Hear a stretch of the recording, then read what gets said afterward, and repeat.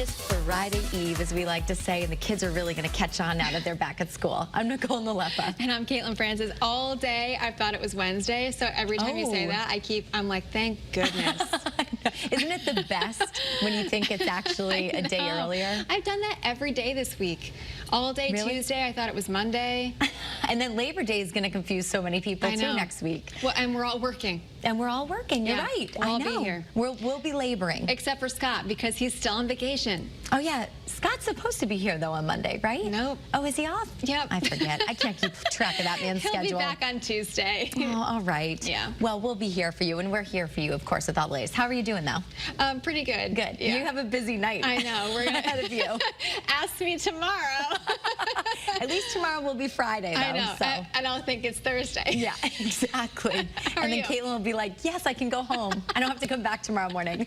I'm well, thanks. We sent George off to school. I know. So, yeah, Mike Slifer was filling in with you. Yep. Obviously, the vacationing Scott Haney is still away, but I was getting all those back-to-school preps and everything. Was he finally okay to go back? Yeah. I know he didn't really want to. I was telling you that. Yeah, he was a little hesitant. He was so excited. And then literally the night before, he's like, you know what, Mom? I can stay home. I'm good. I'll stay home. I'm like, oh, no, honey.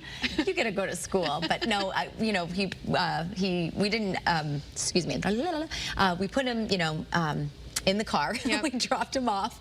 Wow, I can't even talk. It's just a crazy season. And yeah, he was good. Good. He came home. He was good. That's good. He just needed to kind of get there. Yes, exactly. And I swear we got him there, even though it doesn't sound like we did. All right, we are going to turn to your top headlines this morning. Prosecutors in South Carolina are not going to be filing charges against the homeowner who shot and killed a college student from Madison, Connecticut. Now, a man shot Nicholas Donofrio when the 20-year-old tried to get into the wrong home last weekend.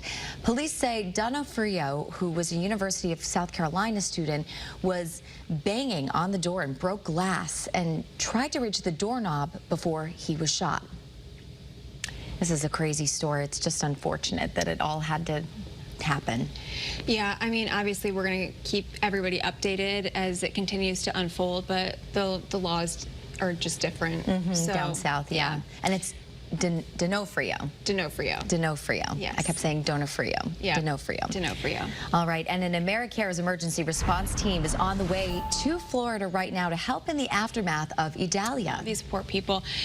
It has now weakened from a Category 3 hurricane to a tropical storm. That's a little bit of good news as it continues to make its way through the Carolinas. Volunteers from the Stanford-based company will be there by the end of the week, so hopefully by tomorrow they'll have hygiene kits, medical supplies, and other important items for those hardest hit areas. Nearly 500,000 people are without power at this time. I was watching some of the coverage nationally yesterday, and it's actually outstanding to see how quickly the water receded. Yeah, look at it there in this video here we're showing you. It's just incredible. But it happens so fast, and you don't have that much time to act, right? I know. I mean, like, they obviously had plenty of time before the storm hit, but if you didn't evacuate, obviously those areas got hit super hard. Thankfully today, though, we're not dealing with any kind of issue locally. We are so fortunate to be here in Connecticut. I know. Mike Slifer saying it's a top 10 day. You know, I had so much fun the last couple days that I figured, let's get back in the groove, right? We'll do a little bit of weather for a great day at 9-8 today. Thank you guys again for having me today. It's beautiful out across Connecticut, and we have temperatures mostly running right now in the 60s. We'll warm up into the 70s as the day goes on, topping out for most in the mid and upper 70s tonight, though. Ooh, it's going to be cool out there for this time of year. Upper 40s across northeastern and northwestern Connecticut, through the Connecticut River Valley and along the shoreline, about 50 to 55 degrees. Open up the windows, shut off the AC. First Alert Futurecast certainly not showing much of anything going on outside. We move some of these high clouds that are still lingering away from us. Believe it or not, those are from Idalia's outflow, but we should see clear skies tonight with high pressure in control, calming winds, and that's what really allows those temperatures to fall back We begin the day tomorrow on a very bright note. We're expecting full sunshine the entire day. While today and tonight we get sort of a taste of fall, that will not be the case as we get a little bit later into the rest of the week and, of course, the holiday weekend. Temperatures tomorrow topping out right around 80 degrees, but by Saturday we start to trend a bit warmer. Take a look at this. Inland 85, at the shoreline 82. Sunday will be even warmer than that. Monday, Labor Day Monday, we're talking about the potential for 90s, maybe even a heat wave. We, of course, will have much more in the first alert forecast coming up in just about a half hour. Heat wave. Woo. Yeah, What a way to welcome in September. Yeah, keeping it absolutely. toasty to start off the new month. All right, thanks, Mike. Thanks. And Channel 3 is, of course, your back-to-school authority. Today, it's Middletown's turn to head back to class. Yeah, Channel 3 Eyewitness News reporter Cassidy Williams was at the high school this morning for a big welcome and a look at what's new this year. Take a look.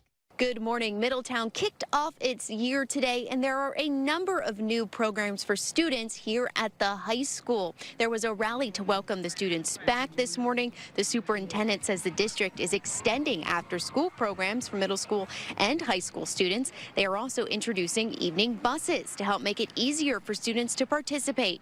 Also at the high school level, there will be new classes to help students get a head start on college and earn college credits. We'll have much more from the exciting day one coming up on Eyewitness News at 4. All right, that was Cassidy Williams reporting in Middletown. And unfortunately, school bus drivers in Meriden are one step closer to striking after contract negotiations have broken down there. So a union representative says drivers voted against a contract proposal by New Britain Transportation. That means drivers will likely walk off the job tomorrow morning unless a deal is reached. Before then, drivers have demanded higher wages and better benefits. All right, we did reach out to New Britain Transportation for a comment.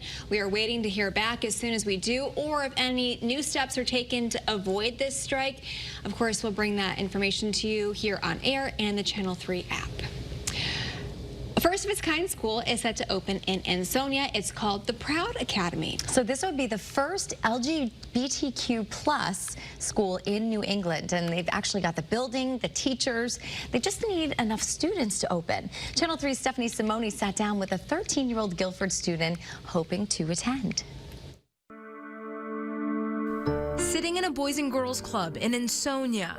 Growing up, there's always a stereotypical weird kid. I was that weird kid. Jules Salamonson sketches. Kind of like distracts me in a way. Distraction is a welcomed friend for Jules. So are their parents. Over the years, she's just been so supportive of me. And like, this is gonna sound really dark, but without her and my dad, I probably wouldn't even be alive today. Jules is such an incredibly interesting, funny, creative child, and their being trans is just part of that. I went on a walk with her. I was really scared, but I knew she supported gay people, but I was also really scared. I just went, Mom, I don't really think I'm a girl. I was really happy that Jules could confide in me that way and trust me enough to tell me. Jules is hoping to be a part of the first class at Proud Academy. It would be the first LGBTQ plus school in Connecticut and New England. We know that we are more than a school. We are a movement. It's the brainchild of Patty Nicolari, who spent many years as an educator and was not immune to bullying. Back in the 80s, I was harassed verbally by students who were suspecting that I was gay. And they scratched lead in my car and would shout, "We have a d for a teacher," and leave notes on my desk. And I was just very uncomfortable. And nearly 40 years later, the stats are startling. According to the Gay, Lesbian, and Straight Education Network, almost half of LGBTQ plus students in Connecticut experienced at least one form of discrimination at school. And nationwide, these students were nearly 3 times as likely to have missed class. You have to come to school knowing I'm going to be safe today, and therefore it's easier to learn when I know that I'm being, respected and appreciated by my teacher. They are so close to launching for 7th and 8th graders. They've got this 32,000 square foot building in Ansonia. Curriculum is set, teachers are on board, but they've hit a roadblock. They need 20 paying students to get it all up and running. And while the need is there, not everybody can afford it. And even though we dropped the tuition in half to $20,000, it's a lot for some families to afford. Somebody said to me, Patty, this is a little roadblock, but you were built for roadblocks. The Salamonsons just moved to Connecticut from Colorado, so Jules will start the new year in Guilford and will continue sketching with the hope that Proud Academy will open soon. It actually is gonna, save children's lives. We need this school. Connecticut needs it. The United States needs schools like this. Sam Smink, Channel 3 Eyewitness News. And Proud Academy is a nonprofit organization, and it will open once they get those 20 full-paying students. Any donations outside of tuition would help provide scholarships for students who can't afford it. So if you're interested in supporting them, we do have a link for you to donate right up on the Channel 3 app. And that was Stephanie Simone reporting. Yes, not Sam Smink. And we want to see your back-to-school pictures. We have some special ones to show off today. Look at that family. Here we are, sending George off to preschool yesterday. And I don't know if you can see, but there's a dog in the window. Oh my Can gosh. you see? Look at Ringo opening the curtain. And he is not for sale, okay? Okay, and then we have a couple more special kids. We know these faces. Connor, this is our producer Becky's son on his first day of first grade in Avon. And Theodora, his twin sister, is all smiles for her first day too. They started school on Tuesday, but in typical mom fashion, it took an extra day to get the pictures ready. Oh my gosh. Oh, Becky, our producer, I feel ya. I love their first day of school outfits, Becky. They look great. So adorable. So cute. Okay, Miani Moody is the daughter of one of our engineers. This is Jason Moody's little girl. She just started 4th grade in East Hartford. We hope you had the best first day. I love her backpack. Isn't that great? The colors. Yeah, so fun. And please make sure to send us your children's pictures right on the Channel 3 app or on WFSB.com. You never know, they might end up on air here on Channel 3. I know. I love seeing the first day outfits. It's so fun. The whole thing is just so fun. It's a whole emotional experience. Loved the first day of school. For parents, too. Yeah.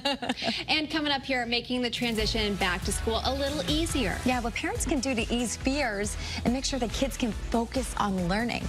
Dr. Saunders has some easy tips when we check in with her a little later.